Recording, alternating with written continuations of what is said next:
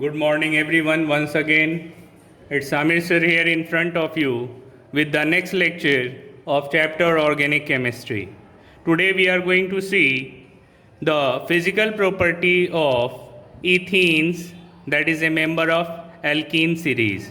आज हम लोग alkene series का फिजिकल प्रॉपर्टीज़ देखने जा रहे हैं. लास्ट लेक्चर में आपको याद होगा कि हम लोगों ने प्रिपरेशन ऑफ एल्कीन्स देखा, जिसमें इथीन वगैरह बनाना सीखा कि इथीन का लैब में प्रिपरेशन कैसे होगा, डीहाइड्रोहेलोजिनेशन क्या है, क्रैकिंग ऑफ एल्केन्स क्या है, या इथाइल अल्कोहल को हीट करने पे सल्फ्यूरिक एसिड के साथ इथीन कैसे प्रोड्यूस होता है.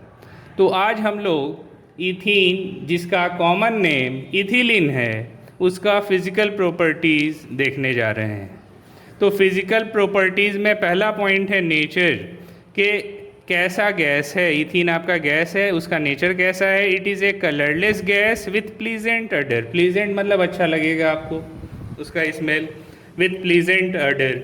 मेल्टिंग पॉइंट क्या है, तो 169 डिग्री सेल्सियस. बॉइलिंग पॉइंट क्या है, 104 degree Celsius. Melting point means the temperature at which solid changes into liquid. That temperature is called melting point.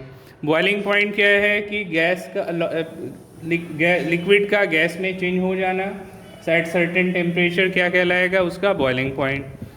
अब देखिए यहाँ पे दिखा रहा है कि number of carbon atom in compounds. अगर C2 से C4 मतलब इथीन, प्रोपीन, ब्यूटीन होंगे तो उसका फिजिकल स्टेट क्या होगा, वो किस स्टेट में होगा, तो वो गैसियस स्टेट में होता है. एल्कीन सीरीज़ की बात कर रहे हैं, इथीन से ब्यूटीन. फिर पेंटीन से लेकर के कार्बन 18 डबल बॉन्ड वाला एल्कीन किस स्टेट में होगा, लिक्विड स्टेट में.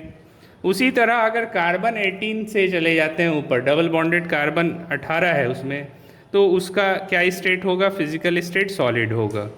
तो फिर से वापस से पहला पॉइंट नेचर था, दूसरा मेल्टिंग पॉइंट, तीसरा बॉइलिंग पॉइंट, चौथा क्या है, सॉलिबिलिटी. सॉलिबिलिटी मतलब घुलाना. तो किस में घुलेगा, तो हम लोग पहले ही बतला चुके हैं कि polar dissolve polar and non polar dissolve non polar. तो जो पोलर होता है वो पोलर में डिजॉल्व होगा, जबकि जितने भी ऑर्गेनिक कंपाउंड जो हम लोग देख रहे हैं जिसमें सिर्फ हाइड्रोकार्बन है, वो कैसे हैं, वो आपके नॉन पोलर हैं, कोवैलेंटली बॉन्डेड हैं. तो जो नॉन पोलर कोवैलेंटली बॉन्डेड होगा तो वो नॉन पोलर सॉल्वेंट में ही डिजॉल्व करेगा. अब वाटर आपका नॉन पोलर सॉल्वेंट नहीं है, वो पोलर सॉल्वेंट है, ठीक है.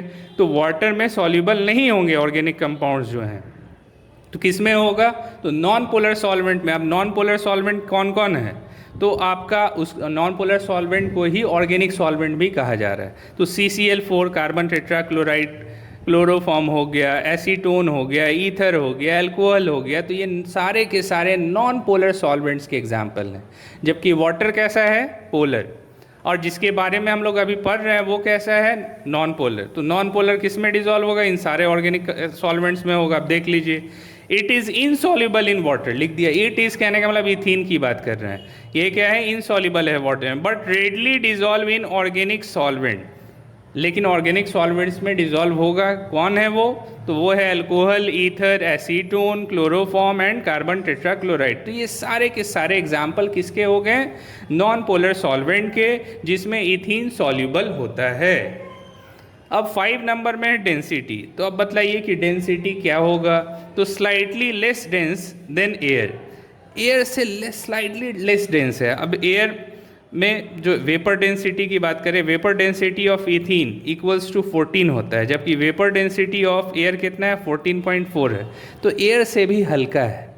एयर से भी इथिलीन गैस, इथीन जो है वो एयर से भी हल्का है. इसका वेपर डेंसिटी कहते हैं कि डेंसिटी वेपर फेज में उसका क्या है, तो वो कैलकुलेट किया गया 14 आया, जबकि एयर का वेपर में डेंसिटी क्या है, 14.4 है. अब ये फिजिकल प्रॉपर्टी हुआ. अब केमिकल रिएक्शंस पे आ रहे हैं हम लोग, केमिकल प्रॉपर्टीज़ पे आते हैं एल्कीन सीरीज़ के. तो functional group of alkene is a carbon carbon double bond होता है फंक्शनल ग्रुप एल्कीन सीरीज़ का. This reaction of alkene are the reaction of carbon carbon double bond. तो कार्बन कार्बन डबल बॉन्ड का ही reaction है alkene series में.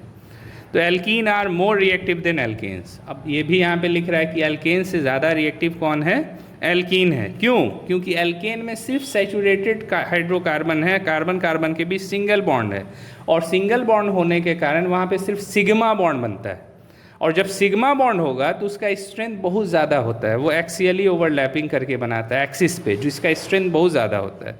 जबकि unsaturated hydrocarbon में पाई बॉन्ड होता है, और पाई बॉन्ड वीक होता है सिग्मा बॉन्ड से। ठीक है, तो जब भी किसी दो कार्बन के बीच बॉन्ड बनेगा, याद रखिएगा इस चीज़ को कि कभी भी दो कार्बन के बीच अगर बॉन्ड बनता है तो पहला बॉन्ड जो होगा वो क्या होता है, सिग्मा बॉन्ड कहलाता है, और सिग्मा बॉन्ड एक्सियली बनता है, एक्सिस पे बनता है, तो बहुत स्ट्रांग होता है पहला बॉन्ड। जबकि दूसरा बॉन्ड अगर उन दोनों के बीच में बन रहा है तो वो क्या होगा, पाई। तीसरा भी बन रहा है तो वो भी क्या होगा, पाई। तो पहला बॉन्ड हमेशा सिग्मा, जिसका स्ट्रेंथ बहुत ज़्यादा, तो कार्बन कार्बन सिंगल बॉन्ड में सिर्फ सिग्मा बॉन्ड है, इसलिए उसका स्ट्रेंथ ज़्यादा है और उसकी रिएक्टिविटी भी घट जाती है, लिस्ट रिएक्टिव होते हैं। जबकि जहाँ पाई बॉन्ड आएगा तो वो वीक बॉन्ड होता है, वो ब्रेक कर जाता है आसानी से, इसलिए डबल बॉन्ड वाला एल्कीन का रिएक्टिविटी जो है वो ज़्यादा होगा सिंगल बॉन्ड एल्कीन से। तो वही बात लिख रहा है यहाँ पे कि alkenes are more reactive than alkanes due to their unsaturated nature.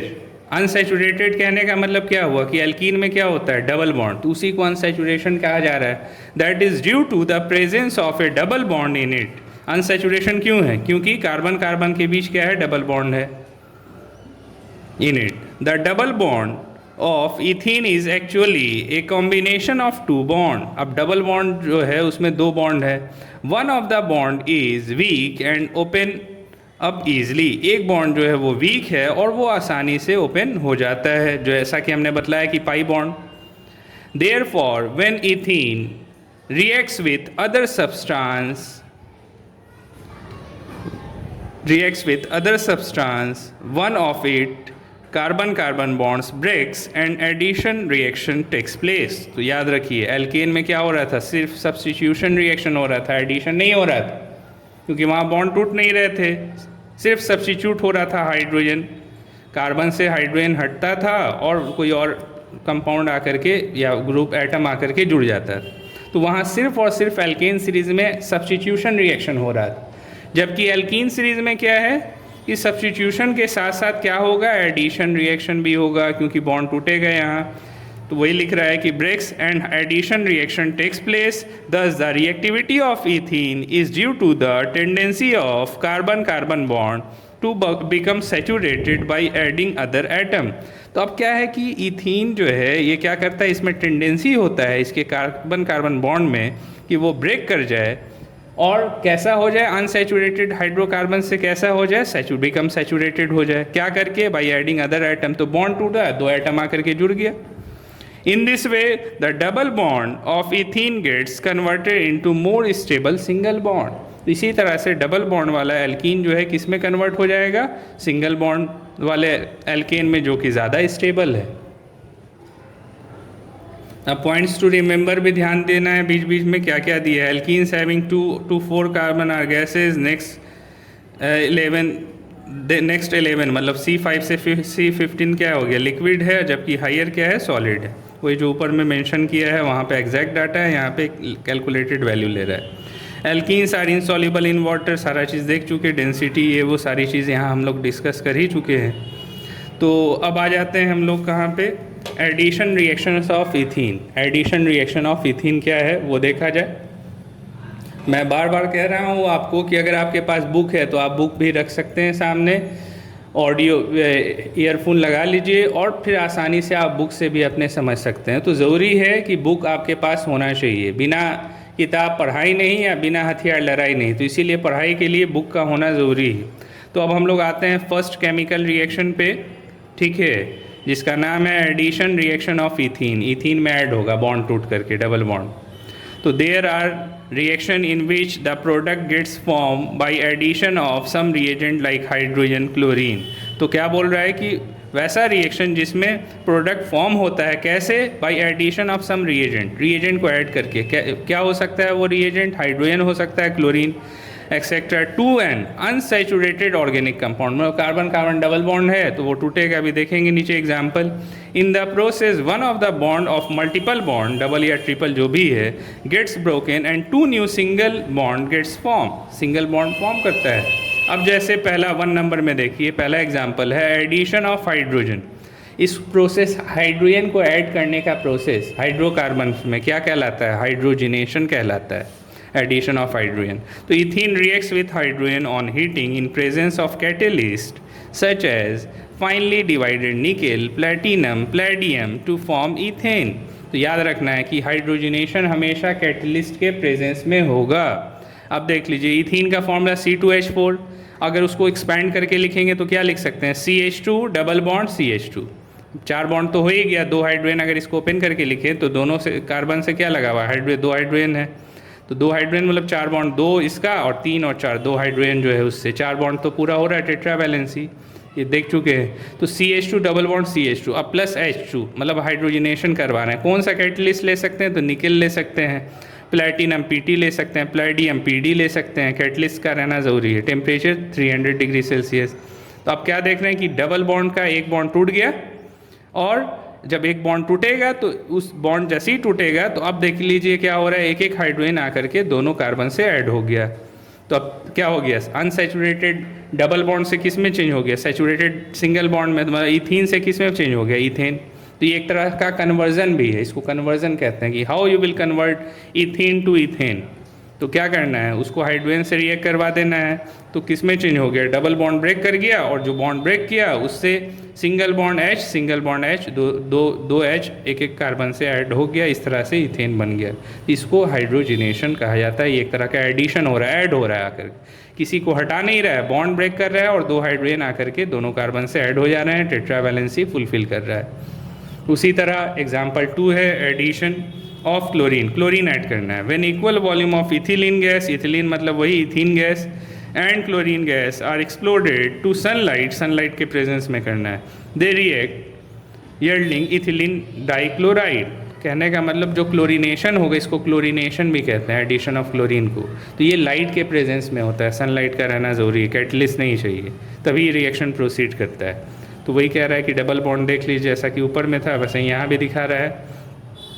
Open कर दिया है, दोनों H यहाँ पे CH2 साथ में ले लिया, यहाँ पे अलग अलग कर दिया है दोनों H को, इधर ऊपर नीचे 4 बॉन्ड तो फुलफिल हो ही रहा है। तो क्लोरीन से जैसे ही रिएक्शन करवाएंगे तो क्या होगा? डबल बॉन्ड टूटेगा, और फिर आप क्या करेंगे? एक सिंगल बॉन्ड Cl लगा देंगे, फिर दूसरा से भी सिंगल बॉन्ड Cl लगा देंगे। अब इसका नाम क्या होगा? अब देख लीजिए, कॉमन नेम दिया हुआ है ये, इथिलीन डाइक्लोराइड। इथिलीन बोलते हैं, इथिलीन कहलाता है, इथीन को इथिलीन भी कहते हैं, इथिलीन गैस कॉमन नेम। इसमें 2 क्लोरीन लग गया तो क्या हो गया? Ethylene dichloride. अब कॉमन नेम हो गया, आयुपेक नेम क्या होगा? तो अब क्या करना है? सबसे पहले select the longest chain, longest chain select कीजिए 2 कार्बन का।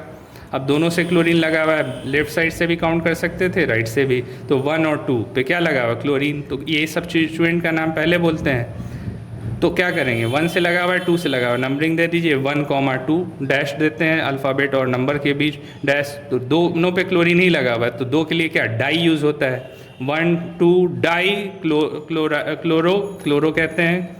क्लोरो 2 कार्बन सिंगल बॉन्ड है तो क्या हो जाएगा? इथीन हो गया, इथेन हो गया। तो 1, 2 डाई क्लोरो इथेन इसका आयुपेक नेम हो गया। ठीक है।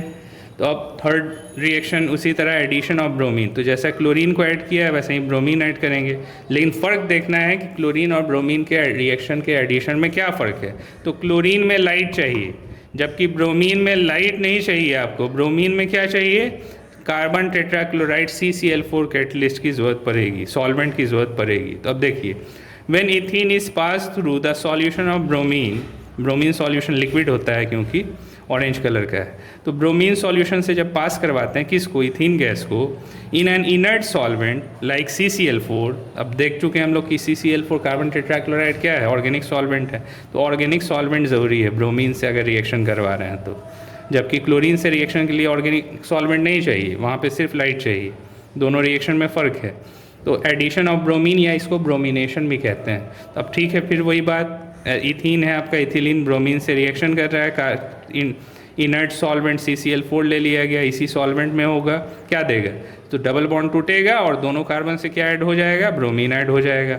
तो अब इसका कॉमन नेम क्या हो गया, इथिलीन डाइब्रोमाइड। आईयूपीएक नेम बतलाइए क्या होगा, 1,2 डाई ब्रोमो हो जाएगा, यहाँ पे क्लोरो था, डाई ब्रोमो इथेन। अब ये ऑरेंज कलर का था, अब जैसे ही कंपाउंड में कंबाइन कर जाएगा इसका कलर कलरलेस हो जाता है। ठीक है, तो अब लास्ट में दे रहा है कि ब्रोमीन सॉल्यूशन इन CCl4। अब क्यों लिया जा रहा है CCl4, उसका क्या कारण है, तो लिख रहा है कि bromine solution in CCl4 has orange colour. तो CCl4 में सॉल्वेंट में अगर ब्रोमीन को लिया जाता है, ब्रोमीन सॉल्यूशन को, तो उसका कलर क्या होता है, orange. When added dropwise to an alkene, alkene में अब जैसे ही सॉल्यूशन को डालते हैं ब्रोमीन और CCl4 में, एल्कीन के सॉल्यूशन में डालते हैं, एल्कीन में डालते हैं, orange colour of bromine disappear due to formation of colourless ethylene dibromide. अब जैसे ही उसमें इथीन में डाला आपने इस सॉल्यूशन को, तो उसका कलर क्या हो जाता है, ग्रेजुअली डिसअपियर हो जाता है इथिलीन डाइब्रोमाइड बनने से। This can be used as a test to show the presence of unsaturation in unknown compound. अब जैसे हमको टेस्ट करना है कि जो कंपाउंड दिया गया है ब्रोमीन से रिएक्ट करवा रहे हैं और CCl4 के प्रेजेंस में, तो कलर पहले ये था फिर बाद में कलरलेस हो गया, तो इससे क्या पता चला कि जो कंपाउंड है, ऑर्गेनिक कंपाउंड है, वो कैसा है, अनसैचुरेटेड। तो अनसैचुरेटेड कंपाउंड्स का डिटेक्शन करने के लिए, टेस्ट करने के लिए लैब में हम लोग ब्रोमीन सॉल्यूशन का यूज़ करते हैं। अब नहीं पता है कौन सा कंपाउंड दिया गया लैब में आपको, आपने उसको ब्रोमीन से रिएक्ट करवा दिया तो कलर देखा कि ऑरेंज कलर हो गया CCl4 कैटलिस्ट, ये CCl4 सॉल्वेंट के प्रेजेंस में, और फिर देखते हैं कि अगर ऑरेंज से कलरलेस हो गया तो ये कंफर्म हो गया कि जो ऑर्गेनिक कंपाउंड है वो कैसा है, अनसैचुरेटेड है, उसमें डबल या ट्रिपल बॉन्ड हो सकता है। ठीक है, तो ethene decolourises the orange colour of bromine solution in carbon tetrachloride. तो अब इससे क्लियर हो गया कि अगर इथीन होगा तो क्या करेगा, तो ऑरेंज कलर को क्या करेगा, सॉल्यूशन के किस में चेंज कर देगा, डीकलराइज कर देगा। तो decolourises the orange colour of bromine solution in CCl4। तो ये टेस्ट हो गया। तो अब लैब में आप जाते हैं तो आपको क्या करना है कि अगर इथीन का टेस्ट करना है तो क्या करेंगे, उसमें ब्रोमीन सॉल्यूशन मिलाएंगे। ठीक है, इन CCl4 भी डालेंगे उसमें, तो देखेंगे कलर क्या आ गया, ऑरेंज हो गया। और जैसे ही इथीन जो है उसमें डाला जाता है, इथीन गैस जाता है, तो वो कैसा हो जाता है, ड्रॉप वाइज डालते हैं तो इथीन में, तो वो कलरलेस हो जाता है। तो कंफर्म हो जाएगा कि इथीन वहाँ पे मौजूद है। But methane and ethane do not decolourises the orange colour of bromine. तो इथेन और इथीन को अगर डिस्टिंग्विश करना है, डिफ्रेंशिएट करना है, तो ये बड़ा आसानी का टेस्ट है कि अगर कलर चेंज हो गया, अगर कलर लेस हो गया ऑरेंज से, तो इसका मतलब कि इथीन है, अगर नहीं चेंज होता है तो इसका मतलब इथेन है। तो diiodides form by adding iodine to alkene are unstable and regenerate the original alkene and there is no net reaction. अब देखिए, डाई क्लोराइड लिया, डाई ब्रोमाइड लिया, अब क्या बोल रहा है, डाई आयोडाइड नहीं लेना है। क्यों, क्योंकि इसका रिएक्टिविटी ज़्यादा है। डाउन द ग्रुप जाने पे हेलोजन सीरीज में फकल बरीड फ्लोरीन क्लोरीन ब्रोमीन आयोडीन, तो नीचे जैसे जैसे जाइएगा तो रिएक्टिविटी बढ़ता है। तो रिएक्टिविटी ज़्यादा होने के कारण जो डाई आयोडाइड बनेगा, अगर एल्कीन से रिएक्ट करवा दें, इथीन से आयोडीन को रिएक्ट करवा दें, तो वो क्या हो जाता है, अनस्टेबल होता है, और फिर से देखा जाता है कि वापस से एल्कीन बन गया। जबकि ये दोनों जो बन रहा है, इथेन आपका बना 1,2 डाई ब्रोमो या 1,2 डाई क्लोरोइथेन, वो ज़्यादा स्टेबल। तो वही कह रहा है कि original alkenes and there is no net reaction, तो उसमें नेट रिएक्शन नहीं हो पाता है।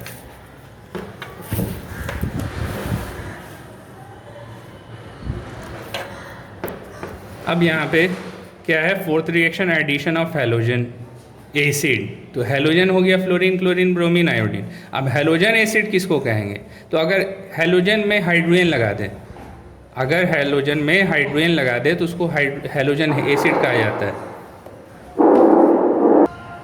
तो हैलोजन एसिड क्या होगा, अब क्या करना है, हैलोजन एसिड क्या हुआ ये देख लीजिए कि मान लें कि हाइड्रोजन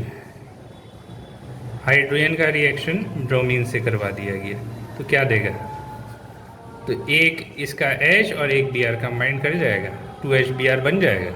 तो अब जैसे 2HBr हो गया, तो अब ये हैलोजन है और ये क्या है, हाइड्रोजन है। तो हाइड्रोजन हैलोजन से रिएक्ट करके क्या देता है, हैलोजन एसिड बनाता है।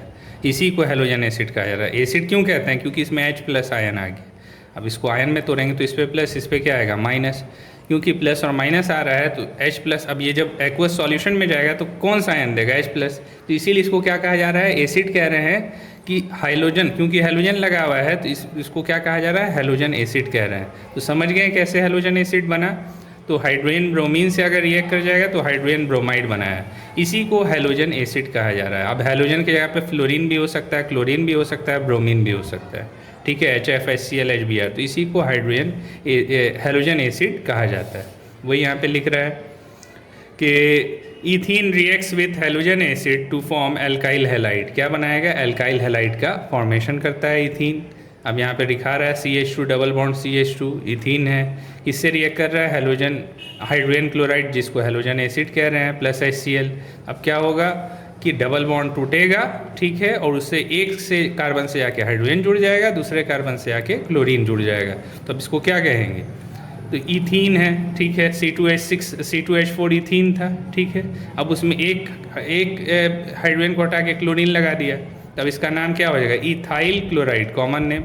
और अगर आयुपेक नेम पूछा जाए तो आयुपेक नेम क्या होगा?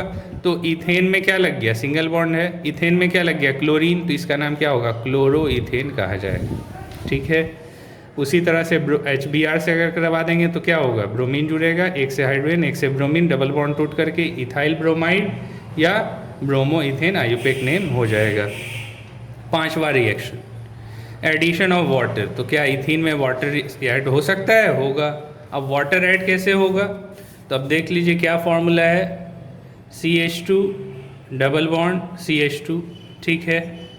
इसमें अब क्या ऐड कर रहे हैं? वाटर। वाटर का फॉर्मूला H2O। अब H2O में दो पार्ट होता है, H प्लस और OH माइनस, ठीक है, H प्लस और OH माइनस। अब जैसे ही ये बॉन्ड टूटेगा तो एक से जाकर के H जुड़ जाएगा और दूसरे से जाकर के कौन जुड़ जाएगा? दूसरे कार्बन से OH जुड़ जाएगा। तो बोलिए क्या बनेगा?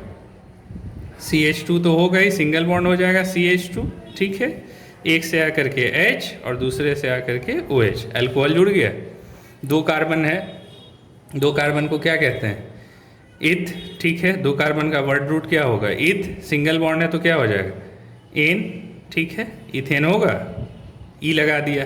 अब क्योंकि फंक्शनल ग्रुप OH लगा हुआ है तो नंबरिंग 1 2 दे दिया, 1 पे OH लगा हुआ है तो क्या कर देंगे?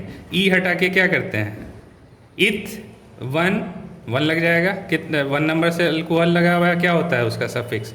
वो ऑल लगता है, तो इथेन 1 ऑल, ई को हटा के 1 ऑल, या इथेनॉल भी कह सकते थे, ई को हटा के ऑल लगा देते।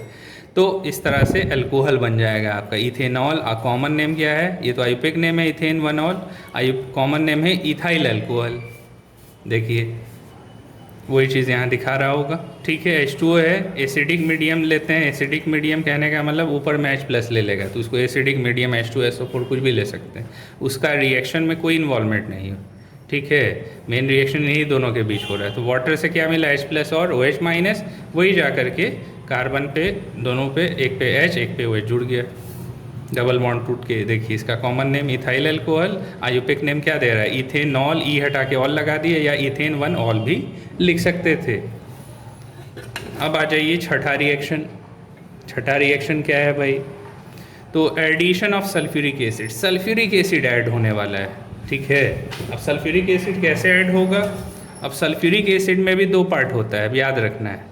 तो कौन सा दो पार्ट है? देखिए यहाँ पे हम दिखा रहे हैं। तो अब इथीन है, इथीन का formula CH2 double bond CH2 ऐसे ही दिखा रहे हैं। इसका रिएक्शन किससे हो रहा है?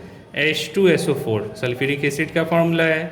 अब ये भी दो पार्ट में टूटता है, H प्लस और एक पार्ट निगेटिव हो जाता है HSO4 माइनस। देखिए एक H चला गया H प्लस में, HSO4 माइनस। अब फिर वही बात होगा कि एक ये डबल बॉन्ड टूटेगा और एक से जाकर के H प्लस से ये जुड़ गया और HSO4 दूसरे कार्बन से जाकर के जुड़ गया, तो क्या बनाएगा?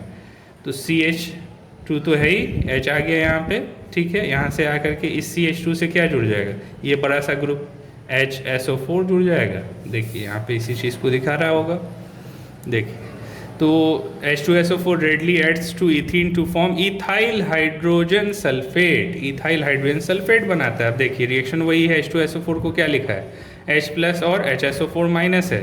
तो एक CH2 से क्या हो गया? CH3 सिंगल बॉन्ड CH2 और इससे क्या जुड़ गया? HSO4, जो हमने दिखाया यहाँ पे आपको बॉन्ड बना करके इस तरह से। अब इसका नाम क्या है? तो इसका नाम यहाँ पे जो है दिखा रहा है इथाइल हाइड्रोजन सल्फेट। क्यों इथाइल हो गया, C2H5 इथाइल, हाइड्रोजन हो गया और सल्फेट SO4 को कहते हैं, तो इथाइल हाइड्रोजन सल्फेट इसका कॉमन नेम हो गया। ठीक है, यहाँ पे आईयूपैक नेम लिख सकते हैं, लेकिन यहाँ पे क्योंकि HSO4 को कोई वैसा फंक्शनल ग्रुप कंसिडर नहीं करते हैं, सल्फ्यूरिक एसिड को कंसिडर करते हैं। तो ethyl hydrogen sulphate on heating, अब फिर ये इथाइल हाइड्रोजन सल्फेट दूसरा स्टेप में क्या करेगा, हीट करना है इसको at 160 to 170 degree Celsius, yield ethene gas, ethene again, वापस से इथीन दे देगा। ठीक है, गर्म करने पे। तो hence this reaction is used in the separation of ethene from a gaseous mixture of alkanes and alkenes. तो एल्केन और एल्कीन दोनों अगर मिक्स हो जाए और आपको एल्केन और एल्कीन को अलग करना है तो क्या तरीका होगा, तो उसका सबसे अच्छा तरीका है उसमें सल्फ्यूरिक एसिड ऐड कर दीजिए। तो अगर एल्कीन वाला होगा तो क्या बनाएगा, इथाइल हाइड्रोजन सल्फेट बनाएगा और फिर इथाइल हाइड्रोजन सल्फेट को फिर हीट करेंगे 160 से 170 डिग्री सेल्सियस, तो आपको इथीन सेपरेट हो जाएगा, इथीन अलग हो जाएगा और सल्फ्यूरिक एसिड देख लीजिए वापस से मिल गया। तो मतलब जो रिएक्शन स्टार्ट हुआ, जो रिएक्टेंट था, अब वापस से हीट करने पर वो क्या दे रहा है, फिर से प्रोडक्ट बन जा रहा है। ठीक है, तो 2 स्टेप में रिएक्शन हुआ ये आपका। तो इसमें क्या कह रहा है कि ethanol is obtained when ethyl hydrogen sulphate is boiled with water. अब ये जो प्रोडक्ट बना इथाइल हाइड्रोजन सल्फेट, अगर इसका रिएक्शन वाटर से करवा दें, हीट ना करके 160 डिग्री सेल्सियस पे, इसका रिएक्शन वाटर से अगर करवा दिया जाए इथाइल हाइड्रोजन सल्फेट का, तो क्या दे देता है, इथेनॉल, एल्कोहल बना देगा। अब एल्कोहल कैसे बना, तो CH3CH2 फॉर्मूला है इसका, HSO4 हट जाएगा और H2SO4 का क्या, H जा कर के उस HSO4 से जुड़ेगा तो क्या बना देगा, वापस से H2SO4 बन जाएगा। और वाटर का OH जा कर के किससे जुड़ जाएगा, CH3CH2 से जा कर के कौन जुड़ गया, CH3CH2 से OH जुड़ गया और H2SO4 वापस से बन गया, तो इथेनॉल बन जाता है। तो इथीन से इथेनॉल कैसे बनाएंगे, तो इथीन को सबसे पहले सल्फ्यूरिक एसिड से हीट कीजिए, क्या बनाएंगे, इथाइल हाइड्रोजन सल्फेट, फिर इथाइल हाइड्रोजन सल्फेट को वाटर से रिएक्शन करवाएंगे, क्या बना देगा, इथेनॉल और सल्फ्यूरिक एसिड प्रोड्यूस हो जाएगा।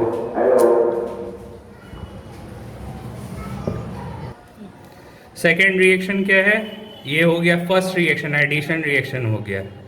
इथीन का एडिशन रिएक्शन देखा कैसे कैसे, पहले जो है हैलोजन से, फिर क्लोरीन से, फिर हाइड्रोजन से, फिर हाइड्रोजन एसिड से, फिर वाटर से, फिर सल्फ्यूरिक एसिड से, किस किस तरह से इथीन का रिएक्शन हुआ, क्या क्या प्रोडक्ट बना। अब हम लोग देख रहे हैं कंबर्शन हम पहले भी बतला चुके, ऑक्सीजन से रिएक्ट करेगा, 2 ही प्रोडक्ट बनेगा, कार्बन डाइऑक्साइड और वाटर, वही है इथिलीन या ethene, burn in air with ए सूटी flame producing large amount of heat. सूटी फ्लेम कहने का मतलब एक तरह से एकदम इलोंगेटेड टाइप ऑफ फ्लेम होता है, अलग अलग कलर्स है उसमें, तो वो सूटी फ्लेम कह रहा है।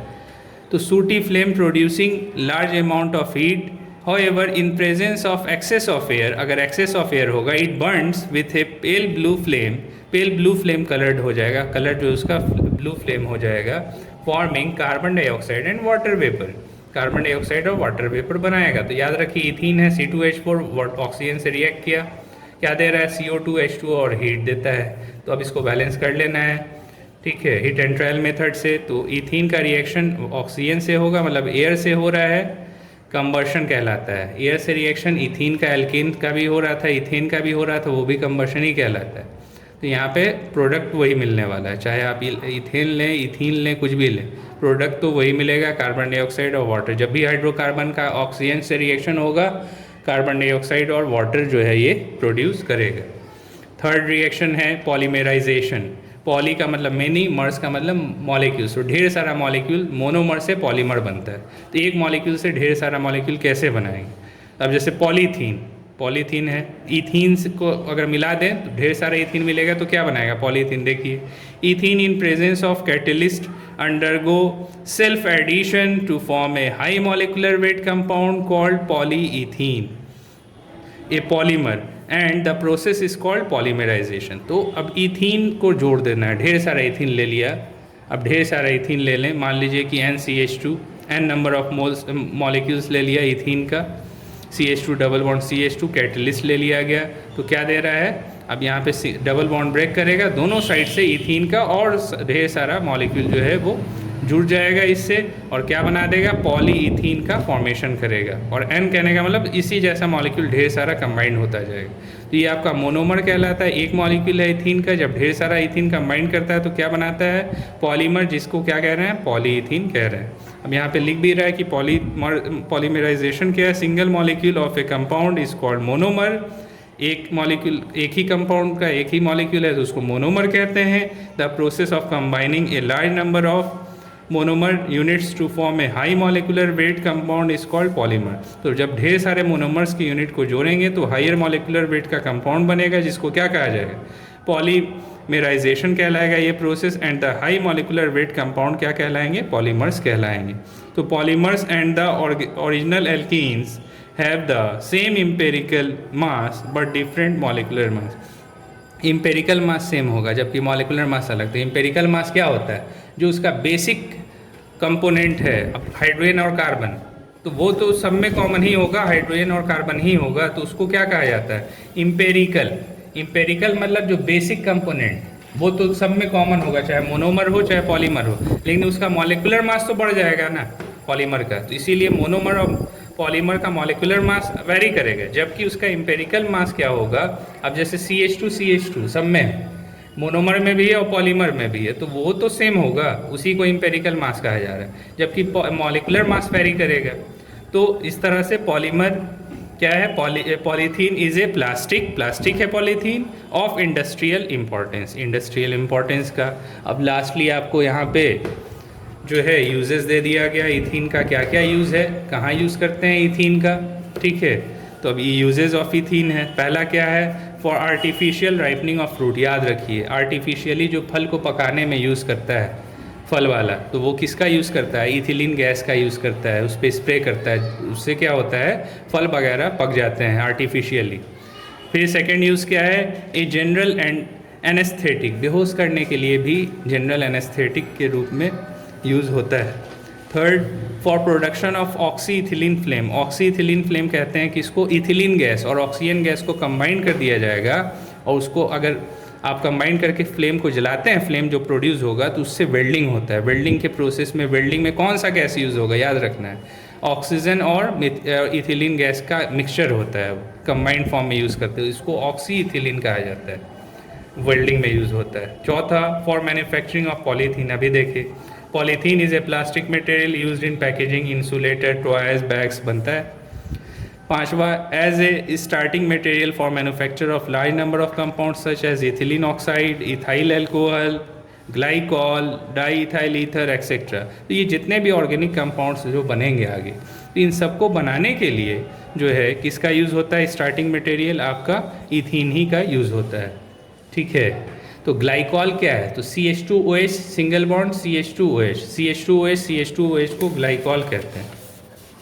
ग्लाइकॉल क्या हो गया, CH2OH, फिर यहाँ से फिर सिंगल बॉन्ड ले लेंगे CH2OH, ठीक है, इसको ग्लाइकॉल कहते हैं। और इसी में अगर एक और यूनिट बढ़ा दिया जाए, 3 ले लेंगे, तो इसको कहते हैं ग्लिसरॉल, ठीक है, ठीक है, क्लियर हो गया। Di ethyl ether functional group है।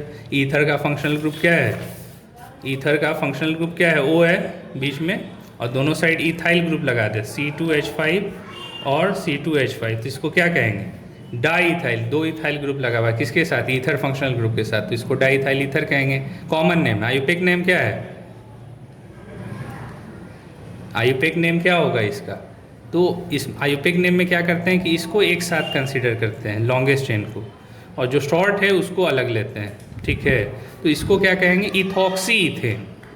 ईथर का सफिक्स प्रेफिक्स क्या लगता है, इथॉक्सी, तो दो कार्बन है तो इथॉक्सी हो गया, ऑक्सी इसको ले लिया, और जो बच गया उसको क्या कहेंगे, 2 कार्बन का चेन इथेन हो जाता है, तो इथॉक्सी इथेन इसका कॉमन नेम, ठीक है। तो इस तरह से ये यूजेस हो गए। छठा यूज़ क्या है, for making poisonous mustard gas. Poisonous mustard gas बनाने में भी यूज़ होता है। Mustard gas is used in chemical warfare, chemical warfare लड़ाई वगैरह में जो है इसका यूज़ किया जाता है।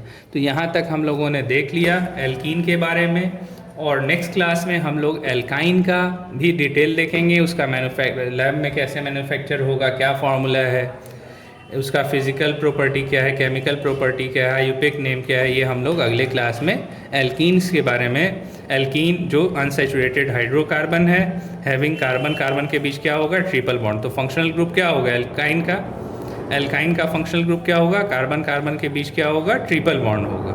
और एल्काइंस है 4 hydrogen atom less than corresponding alkanes. तो एल्केन से 4 कम होता है। जैसे एल्केन का फॉर्मूला क्या है, ये इथेन का फॉर्मूला क्या है, C2H6, जबकि इथाइन का फॉर्मूला होता है C2H4, ये सॉरी C2H2। तो 4 हाइड्रोजन कम हो जाता है। जबकि इथीन में C2H4 है, 2 हाइड्रोजन कम होता है। जबकि इथाइन में 4 हाइड्रोजन कम हो जाता है। Ethane C2H6, ethene C2H4, ethyne C2H2, तो 4 कम हो गया ना।